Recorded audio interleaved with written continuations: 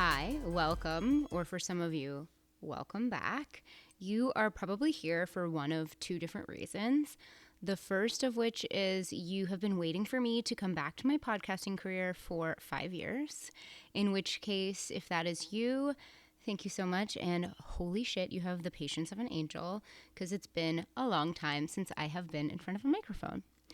And if that isn't you, then just a plain old regular welcome. And to be honest, it's a welcome to even the people who used to listen to the old podcast that's 5 years old now, because this is a new podcast. This is a new name, a new concept, and more or less a new me. So if we haven't met, I'm Katie. I'm a boudoir photographer here in the Boston area, and this is the Renaissance Room Podcast.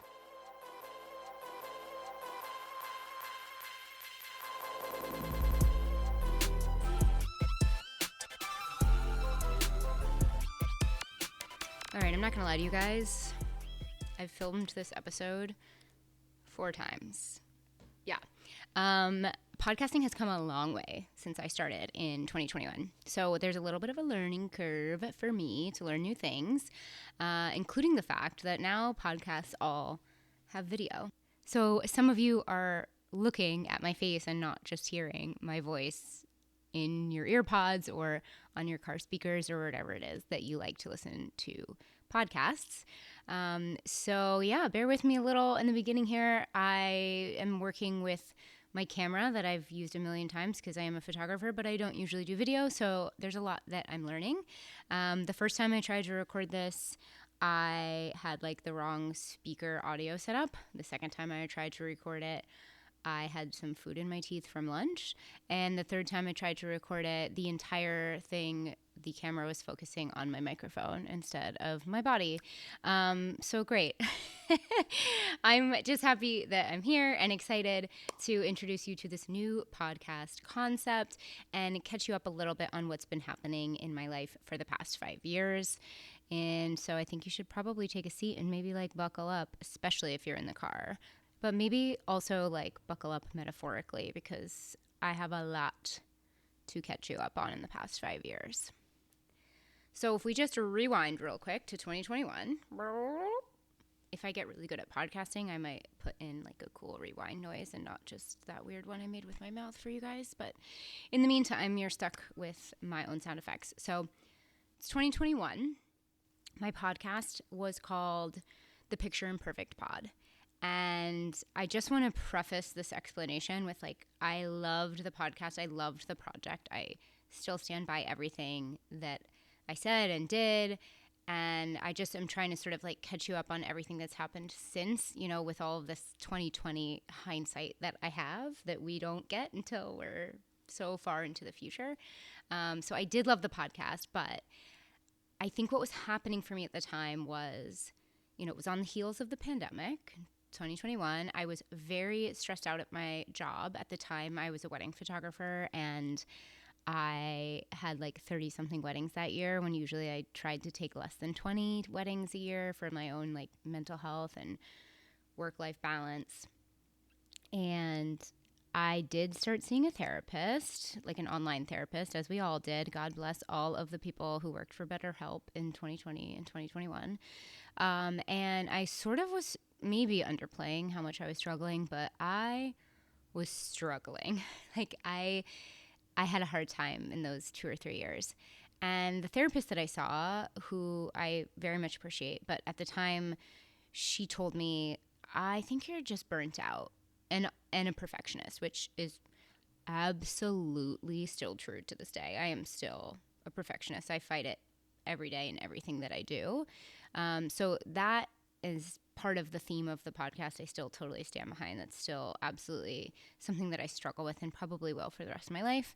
But the burnout thing felt like sort of like this Band-Aid over like a way bigger wound than I knew I had at the time. And it felt good because it felt like an answer to why I was doing so poorly. But again, looking back on it, I realized that maybe a little something else was happening there, not just getting burnt out and being a perfectionist. But I had a really, really good time. I made 10 or 11 episodes. I met so many incredible people I never would have met outside of the podcast. I interviewed people from other states. I interviewed someone from the UK. Like, it was a really, really cool experience, and I absolutely loved it.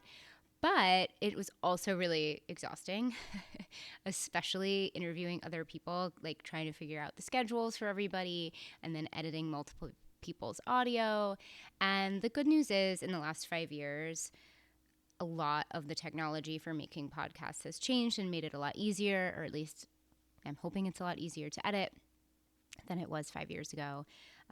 But I did sort of let the podcast drop off and disappear. So if you are here from the Picture Imperfect Pod, like I said again, thank you for supporting me, even through my not permanent but sort of semi-retirement of podcasting. I really appreciate you. And for everyone who's new, I am very excited to bring you a brand new concept.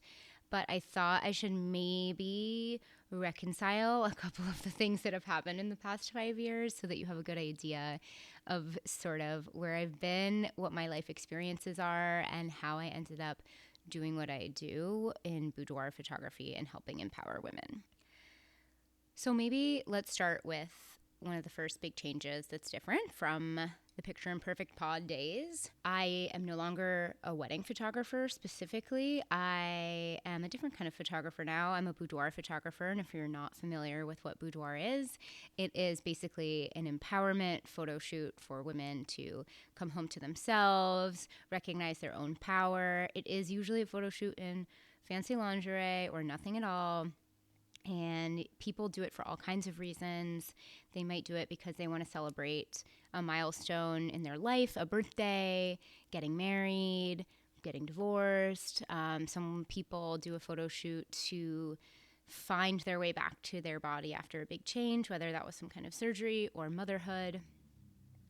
Or sometimes people just do a shoot because they want to feel and look hot. So that is what my full-time gig is now. I do still sometimes photograph weddings, maybe like 2 or 3 a year. But over the last 5 years, what I learned is that while I still love to capture love on camera, the kind of love I'm the most passionate about capturing is self-love. So I sort of traded in my day job of wedding photography and photographing couples' best day of their lives. And instead, I photograph women on the day of their life that they are finally choosing themselves or finally taking a step towards choosing and loving themselves, which has been the most rewarding work I've ever done. I love it so much. I'm so passionate about it, which is a big reason I'm starting this podcast, because I want to reach more women. I want more people to know that this is something that you can do to find the love for yourself that maybe you lost or maybe you never had. I just see so many women give so much love everywhere else. They give it to their partners and their children and their own parents and their extended family and their neighbors and their community and their schools and their colleagues. They give love everywhere except back to themselves. We as women aren't super great at that. We're not super great at loving ourselves, which is such a shame, because when you really think about it, at the end of your life, the person that you've had the longest relationship with is yourself. So if you're going to spend so much time with yourself, don't you want that to be time full of love and self-respect and self-confidence? I mean, that doesn't mean that you're not going to have bad days still sometimes. Of course you are. But I love encouraging women to find some love to give back to themselves that they're giving everywhere else, because you deserve it too. And again, at the end of the day, if you're putting that much love and energy and effort into your other relationships, why shouldn't you put it into the relationship that you have with yourself? Because she's with you to the very end, you know? So you won't catch me on the weekends at weddings quite as often anymore. And I do have a photo studio now in Waltham, Massachusetts, in the Boston area. And that is where you can find me doing boudoir photography as my full-time gig. I do also love to create community and have a lot of free events or really low-cost events, like a sound bath, or we have a book club, which is totally free and you can join us.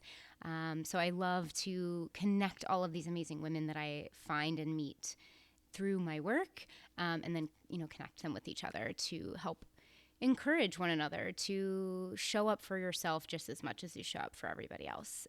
And the coolest thing that I get to do in boudoir photography is show women what the rest of the world sees when they look at them with my lens. So such a gift to be able to do it. I love it so much. But that is probably one of the bigger changes that's been happening since you all heard me last. The other thing that changed, I alluded to it a little bit already, is the way I have been receiving help for my mental health. So again, I do believe that therapist back in 2021 had a lot of it right, that I was burnt out for sure. I will not argue that. However, I started seeing another therapist a couple years later, and we sort of unraveled that not only was I burnt out and a perfectionist, but I also had anxiety and depression. So the reason I really find it important to talk about some of this stuff is that I would have probably sought out help like this way earlier if I had seen other people that I cared about or looked up to or respected talking about it so openly. So I feel like I want to also talk about it so openly. I'm a big old fan of vulnerability. You will learn that so quickly because I talk about it all the time.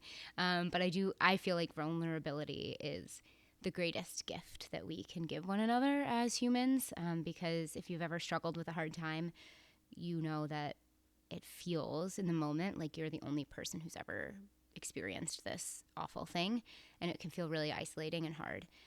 So sharing your experience for someone else to hear and be able to relate to just makes us all feel a little bit less alone. And we weren't really meant to be alone, Humans are meant to be a part of community, and we crave fitting in and belonging. So by sharing your experiences, you might be gifting something you don't even know you're gifting to someone else. So all that to be said, I am now on an SSRI, and the only regret I have about it is that I didn't get on it sooner. So me and my sexy Lexi, is what I call my Lexapro, have really been thriving together. Our partnership is A+. So I know that SSRIs aren't necessarily for everybody, and that is totally okay, and I absolutely get that. But if you are somebody who's been thinking about it, or you've been curious about it or asking about it, could be for you. Check it out. I remember totally fighting my therapist on it for a while, even though I wouldn't white knuckle so many moments that I didn't need to white knuckle.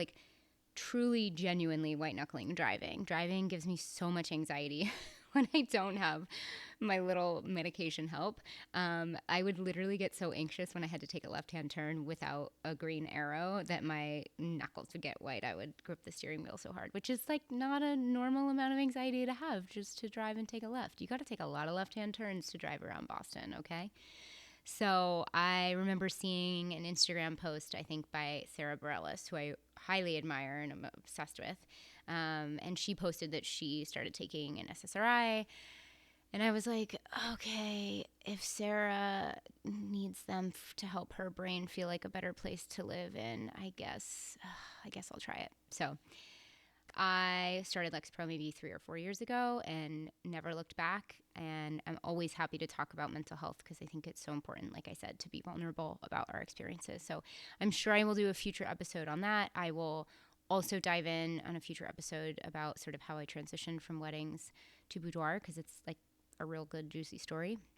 So the third thing that is quite different from the last time you tuned into the pod is that in 2021, I was married, and now I am not. So I want to be really intentional about the way I talk about this, because this story isn't only mine, it is also his to tell. So really all I will say is that time in my life of our relationship and our marriage was real and important and beautiful and wonderful, and I'm so glad that I had it and just so grateful for the experience altogether. I will certainly make future episodes or talk in the future about the changes and the fears that come with going through a life transition, like a divorce or splitting up with somebody, because again, it's like such a human condition, such a human experience. So I definitely know what it feels like to be scared as fuck to start over, and we'll probably touch on that. But otherwise, that's the update that you get in that department. And the fourth thing to share with you that has changed since the last time you heard me speaking to you through a mic is that in the past few years, I have done a lot of reflecting, a lot of unlearning, a lot of exploring, and found out and realized that I am queer. So I don't really know where I am under that big umbrella bucket of queerness. I still am figuring some of it out, whether that's bi or pan or demi, but I am certainly on a journey I never thought that I would be on. I have a wonderful girlfriend. We have been together for 2 years. She has a 10-year-old daughter who's amazing, and I am also learning to bonus mom, so that's new for me as well. And it's been such a journey, and I feel so grateful to like have the tools and be living in a timeline that this was a possible thing for me to learn about myself. It's funny, I just finished a book a couple days ago called An Impossible Life, and it really got me thinking about this update, if you will, about my life. And one of the characters in the book was talking about how much we as humans love predictability. We want to know the future most of the time if we can. Like, we want to know if we are stressed about a test, are we going to pass it? We want to know if we're with a new relationship, is this going to be it? Is this my person? Are they the one? Are we going to get married? Are we going to have kids? We always want to know what's next because it feels safer. It feels like we can predict it so we can protect ourselves if we need to, or we, like it's something that's innate in us that we really, really, we're curious and want to know what's going to happen next. And unless it's about TV and movies, which I'm a big TV girly, so we will be talking about TV on the pod. But unless it's about TV and movies, then we don't want any spoilers, right? So it was such a cute and interesting way that this character was talking about it in the book, and I don't think I'm doing it justice right now, but it did make me think about this idea that I never in a million years would have believed you if you told me 5 years ago that in 5 years I would be queer, divorced, and taking pictures of butts for a living. And I'm so glad I didn't know because it's been such a fun surprise. Like, I truly did not see this on any bingo card in any years of my future 5 years ago. So I guess what I'm saying is sometimes it's just nice to embrace the unknown, even though the unknown is scary as fuck. It's so scary. I'm not saying that I faced all of this unknown with like zero fear. A lot of fear was involved.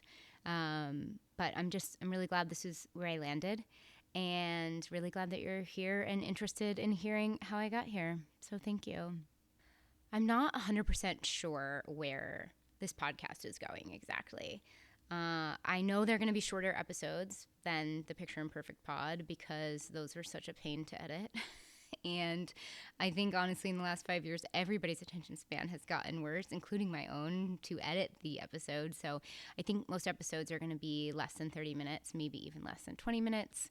I want to tackle all kinds of conversations about mental health, about sex, about body image, about the patriarchy. Like, so much of my work is about helping women understand why their beliefs they have about their body aren't actually their own beliefs. They're beliefs that have been put upon them by the world that we live in and the patriarchy that we are just out here trying to survive. So definitely we'll be talking about body image, probably in some capacity in like every single episode because it's low-key my passion. So stay tuned for that for sure. I don't know if I will have guests on. Like I said earlier, it's hard to sort of like figure out everybody's schedules in this busy world we live in. So most of the time it'll be you and me chit-chatting. And to be also totally transparent with you, a big reason that I'm doing this podcast is to take these little video clips that I'm making and use them for social media, on Instagram, on TikTok, on YouTube, so that more people can find me. And even if people are finding me and learning about what boudoir photography is and learning about why they have these messed up body beliefs about themselves and they don't live here in Boston or they don't find me to be the person that is the best fit for them to take their boudoir photos, it still feels important to me to keep spreading the word about boudoir and the power of it and how influential it can be. And truly, some of my clients say that it changes their life. So I'm just out here trying to spread the good word about boudoir and how powerful it is. So some of the reason I'm doing the pod is so that I have more ways to put content on the internet. But if you guys want to hear of anything specific, if you have any specific requests, please let me know. I am on Instagram at Renaissance Room Boudoir, and then I'm also on TikTok in the same screen name at Renaissance Room Boudoir. I am going to start a YouTube page after I finish editing this video. Hopefully, maybe, we'll see. And then you can also email me anytime. You can find more information about doing a boudoir shoot at the Renaissance Room on our website at renaissanceroomboudoir.com. I am hosting and bringing a group of women to Italy in October as well with my friend Sheila. It's called the Art of Being Retreat. We are about halfway sold out for that, so you can check out more information about that on the website as well. Plus, I post about it like every single day. I'm so excited to go to Italy in October. I literally can't wait. And let's see, what else? I think those are all the ways that you can find me and contact me and stay up to date and with what's happening. We do have a newsletter as well on the website. So if you want to be like the first to know when I do any mini sessions or host any events at the studio, go and add your email to that list. I think the next episode I'm going to record is a more detailed story about how I became a boudoir photographer and why the fuck I named my studio the Renaissance Room when the word Renaissance is so fucking hard to spell. So stay tuned for that if you're wondering that while you go to type in my Instagram handle. I'm sorry, and I love you. Thank you for listening, and I'm really excited for this journey, and I hope you are too. I'll see you guys next time.